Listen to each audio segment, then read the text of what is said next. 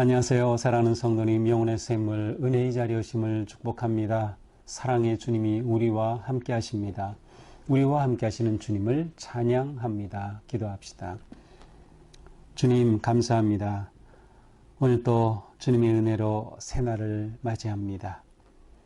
주님 은혜 안에 살아가는 저희들 오직 주님의 말씀에 귀를 기울이며 또 그 말씀을 우리 삶에 지침 삼아 말씀대로 살아갈 수 있도록 오늘도 주님의 생명의 말씀을 들려주시고 채워주시옵소서. 매일 주시는 말씀이 저희를 살리고 또한 견고한 믿음 위에 서게 하시며 하나님의 뜻을 이루어가는 저희의 삶이 되도록 오늘도 성령님 인도하여 주시옵소서. 예수님 이름으로 기도합니다. 아멘. 오늘 말씀은 예레미야 47장 1절부터 48장 10절까지입니다.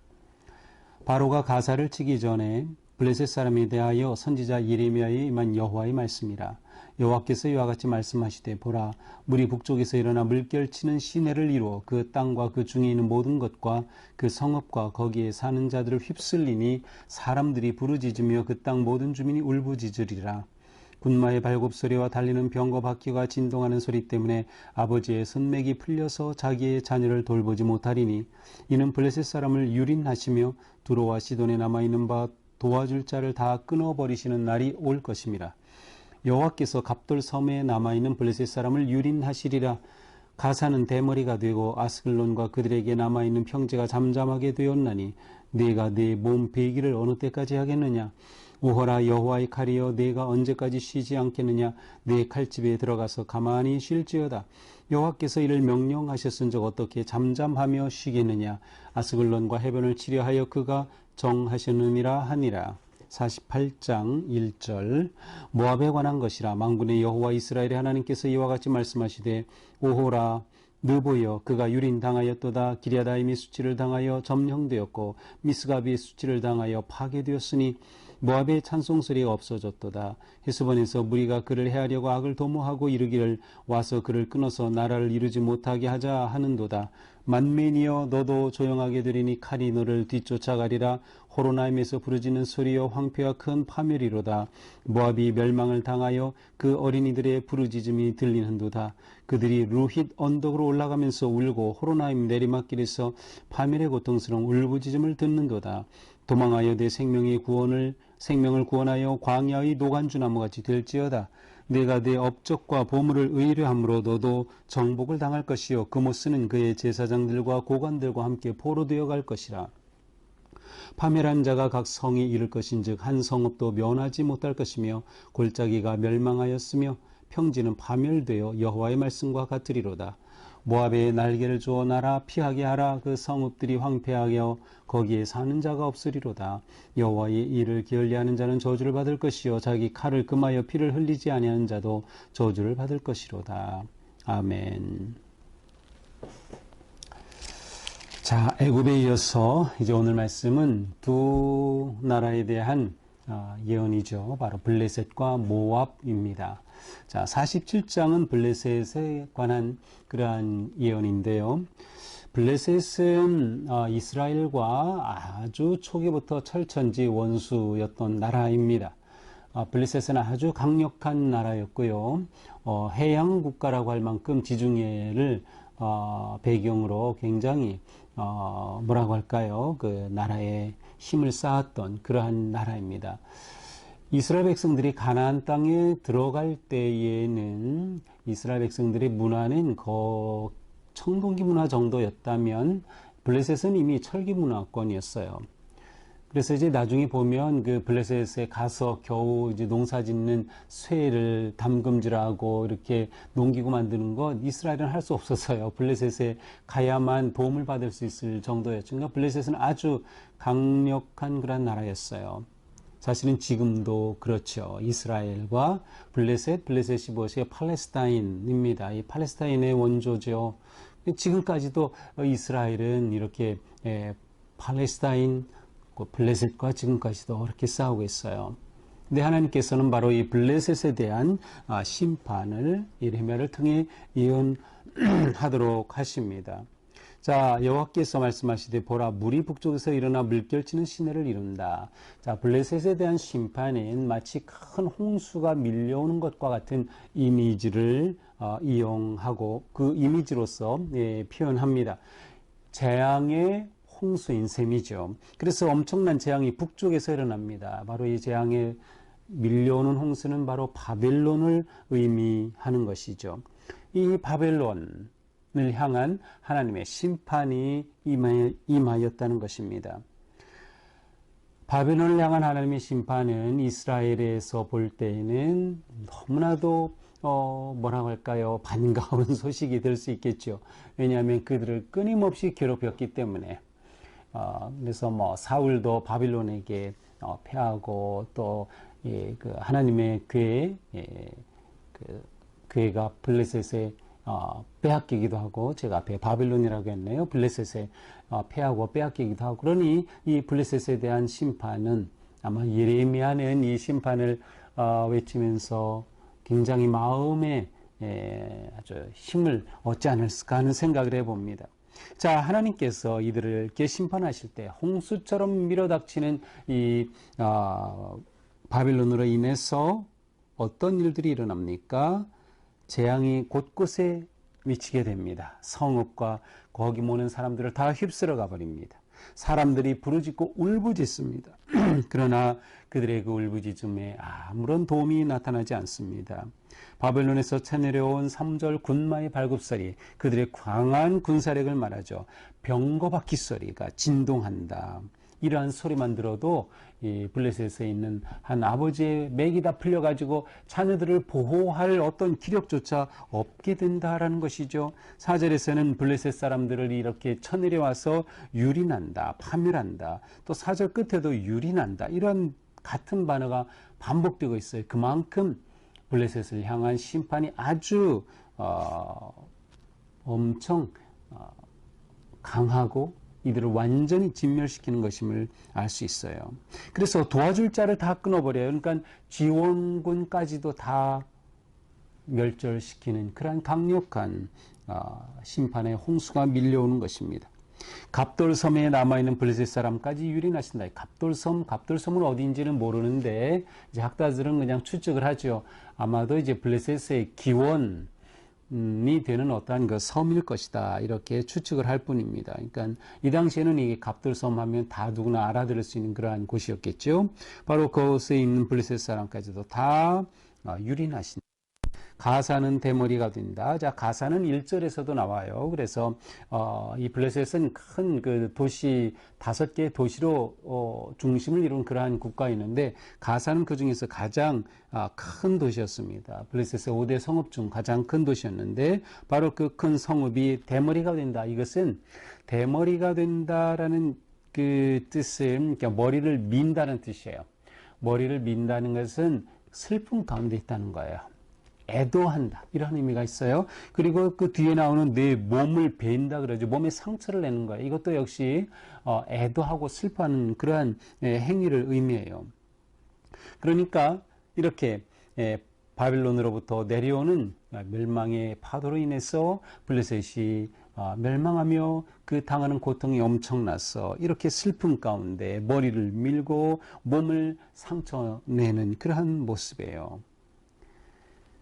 하지만 그 심판은 멈추지 않습니다. 7절 여호와께서 이를 명령하셨은즉 이것은 하나님이 하시는 심판이기 때문에 어떻게 하여 잠잠하며 쉬겠느냐. 어떻게 잠잠하며 쉬겠느냐. 결코 이 심판이 멈추지 않을 것이다 라는 것입니다. 결국 이 심판은 바벨론, 팔레스타인 블레셋 전역에 걸쳐 이루어질 것이다. 그래서 아스글론과 해변까지 밀려들 것이다 라고 하는 그러한 심판의 메시지입니다. 자, 하나님의 심판의 칼이 이처럼 블레셋에 임하는 것이죠. 자, 48장은 이제 모압의 멸망에 관한 예언입니다. 48장은 좀 내용이 길어요. 그래서 오늘은 48장의 10절까지만 우리가 보게 됩니다. 자, 모압은 그 혈통적으로는 아브라함의 같은 혈통의 아브라함 조카 롯에게 기원을 두고 있기 때문에, 그래서 이스라엘 백성들로서는 그들과 아브라함과 같은 한 민족으로도 여겨지는 그러한 사람들이 바로 이 모압이라는 나라였어요. 이제 모압과 암몬이 다 이렇게 같은 조상을 두고 있는데, 자, 이 모압에 대해서 하나님께서 멸망을 예언하십니다. 자, 모압은 이스라엘이 있으면 그 동쪽에 요단강이 있고, 요단강 오른쪽 건너편입니다. 요즘에 요르단 지역이라고 할 수 있어요. 이곳에서 가장 대표적인 산이 느보산이죠. 느보산. 바로 그래서 느보여 그가 유린당하였도다, 이런 표현이 48장 1절에 나오는 것입니다. 48장에서는 여러 그 지역들이 나와요. 느보, 기랴다임, 미스갑, 또 호로나임, 만멘, 이러한 그 여러 지역들이 나와요. 루힛, 언덕, 이런 곳. 이러한 곳들은 바로 모압의 중요한 그런 곳곳마다 심판이 임하는 그러한 모습을 보여줍니다. 여기 보니까 미스갑이 수치당한다. 그런데 미스갑은 요새라는 의미가 있어요. 그래서 세번역에서는 미스갑이라고 하지 않고 그냥 요새라는 의미 번역을 하고 있음을 볼 수 있습니다. 자, 이들이 이렇게 하나님의 심판과 멸망이 올 때 어떻게 됩니까? 2절 모압의 찬송소리가 끊어졌도다, 없어졌도다. 모압의 찬송소리, 이것은 우리가 생각하면 모압이 하나님을 찬송하는 그런 소리인가 이렇게 생각하는데, 그것이 아니라 모압을 찬양하는 소리라는 뜻이에요. 모압을 찬양하는 소리. 그러니까 모압의 찬송소리가 없어진 것은 모압의 영광이 사라진 겁니다. 모압의 영화가, 모압의 명예가 다 사라지는 것을 의미합니다. 그래서 이 적군들이 몰려와서 그들을 해하려고 악을 도모하고 그를 끊어서, 모압을 끊어서 나라를 이루지 못하게 할 것이다. 그러면서 그들을 심판하는 칼이 그들의 뒤를 쫓아갈 것이다. 이렇게 될 때 거기에서도 역시 그 고통 속에 울부짖는 소리가 들리겠죠. 블레셋에 관해서는 유린당한다. 그래서 그 슬픔 가운데 머리를 밀고 몸을 해한다고 하면, 이 모압에 대해서는 3절, 4절, 5절에 보니까 부르짖는다, 울부짖는다 라고 하는 그러한 단어가 반복되고 있어요. 아주 처절한 상황임을 보여줍니다. 황폐하고 파멸이 그 땅에 이르기 때문이죠. 파멸의 고통스러운 울부짖음이 모압 땅에 가득하다는 것입니다. 네가 도망하여 생명을 구원해봐라. 그래도 광야의 노간주나무같이 될 것이다.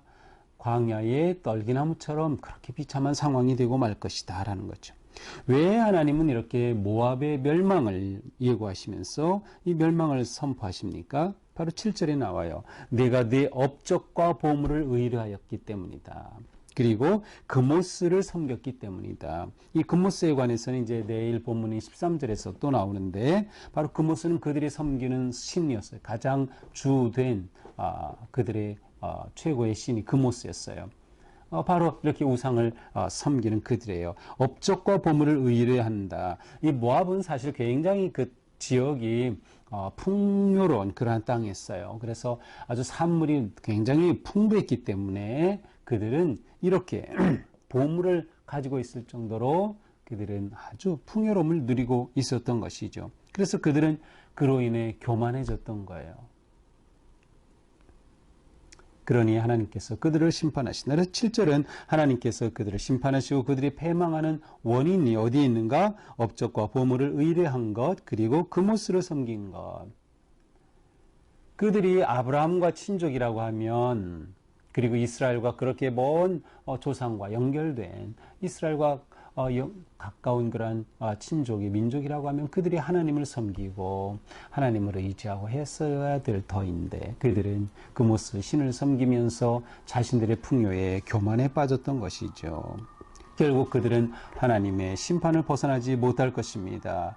8절 그렇게 해서 파멸하는 자 심판하는 자가 임할 때 그들은 어느 성읍도 피하지 못할 것이다. 모든 결자기가 다 멸망할 것이다. 평지까지도 파멸될 것이다. 근데 여기서 평지는 세번역에서는 고원이라고 되어 있어요. 그래서 이게 왜 평지가 또 갑자기 고원인가 그런데 여기서 평지는 아마도 이렇게 산 높은 곳의 분지처럼 이렇게 평평한 곳이죠. 예전에는 어떤 그 안전 아니면 어떤 방위를 위해서 이 성읍이 바로 이 높은 곳에 있죠. 그 평평한 곳에.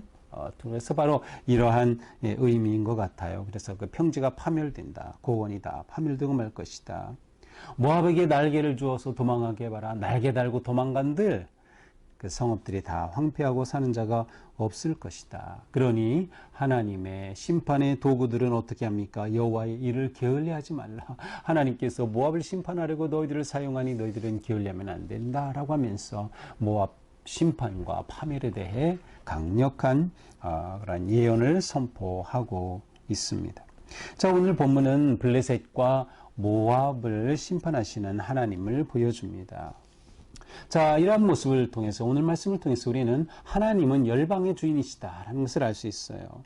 왕이신 하나님이셔요. 모든 나라의 왕. 그래서 하나님은 이렇게 이방의 나라들에 대해서도 심판하시는 것이죠. 블레셋도 심판하고 모압도 심판한 거예요. 여기서 중요한 건 뭐예요? 하나님의 주권을 인정하는 것이 너무나도 중요한 것이에요. 하나님의 하나님 되심, 하나님의 주권, 하나님의 통치하심을 인정하고 하나님을 경배하고 하나님을 찬양해야 마땅한 것이죠. 그들은 하나님을 대적하였던 것이에요. 또한 하나님의 백성들을 대적하였던 것이에요. 그들은 우상에 빠져 있었고 자기 자랑에 빠져 있었던 것이죠. 그들은 이방 신에 빠져 있었기에 하나님께서 그들을 심판하신다. 또한 그들은 세상의 영화와 그들의 군사력과 그들의 능력을 자랑하였습니다. 블레셋을 물리칠 자가 없었어요. 그러나 그들의 그 자랑은 결코 그들을 보호해 주지 못합니다. 모압이 누리고 있던 그 풍요로움도 그들을 보호해 주지 못합니다. 이 점이 중요하죠. 우리는 내 인생은 무엇을 붙잡고 있나요? 무엇을 의지하고 있나요? 내 인생을 지키고 보호해 줄 그 무엇이 우리에게 분명한가요? 바로 우리에게는 하나님의 전능하심, 하나님의 은혜와 사랑이 우리를 보호하고 우리를 품으시고 우리를 지켜주신다. 이것이 우리에게 너무나도 중요한 거죠. 그러니 우리는 오직 하나님만 의지하고 하나님의 은혜 안에 거하자. 하나님의 품 안에 거하자. 하나님이 우리의 피난처가 되신다라고 하는 것을 결코 잊어서는 안 될 겁니다. 오직 하나님만이 우리를 도우실 뿐이다. 이 세상의 그 무엇도 다 심판 앞에 무너지고 아무것도 아닌 다 파멸되고 말 것이기 때문입니다. 우리의 피할 피난처는 오직 하나님, 우리의 유일한 희망곳 하나님, 우리를 지키시고 보호하실 의지할 분은 오직 하나님. 그래서 우리는 바로 하나님을 의지하고 신뢰하고 또 그 하나님의 놀라우신 은혜와 사랑에 감사하면서 오늘 하루도 하나님을 의지하고 하나님 은혜 안에 승리하는 그런 복된 하루가 되기를 축복합니다. 기도합시다. 하나님 감사합니다. 오직 하나님만이 우리의 힘이십니다. 하나님만이 우리의 구원자이십니다. 하나님만이 우리의 방패가 되십니다. 주님, 우리가 오직 하나님만을 인정하고 하나님만을 의지하고 하나님만을 사랑하고 하나님만을 경배하게 하여 주시옵소서. 하나님 앞에 이 세상에 그 무엇도 설 수 없기에 오직 주님만을 의지하고 바라며 하나님의 자녀된 이 놀라운 기쁨과 은혜와 행복을 누리는 거룩한 자녀들 되게 하여 주시옵소서. 예수님 이름으로 기도합니다. 아멘. 네, 오늘도 주님의 은혜와 사랑으로 우리 삶이 이처럼 거룩하고 아름답게 드려지고 헌신되기를 축복합니다. 사랑합니다.